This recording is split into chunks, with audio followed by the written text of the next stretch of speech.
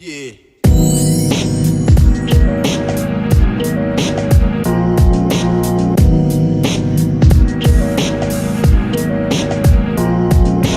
Real shit.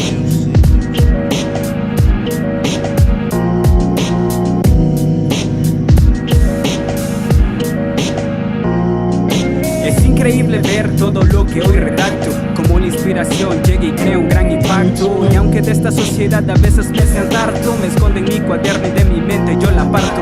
Cuando se burlaron creyeron que no era apto, y mírame ahora sin presumir creo un gran acto. Pero no importa, y he creado mi camino, busco un buen destino y ante nadie hoy me inclino. Créeme, no fue fácil llegar a donde estoy, y ahora me fijo en quién está a mi alrededor, porque hay personas que solo buscan morder tu mano y amigos que te venden y pasan a segundo plano.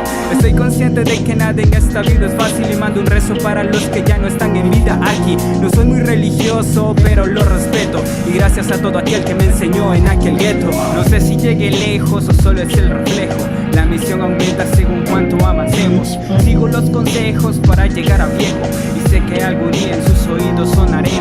No sé si llegue lejos o solo es el reflejo, la misión aumenta según cuanto avancemos. Sigo los consejos para llegar a viejo, y sé que algún día en sus oídos sonaremos. Yo, es que se pegan en el mic, bro. Es T-Rex, man. La gran familia represent. ¿Quién diría que este día yo aquí estaría, bro?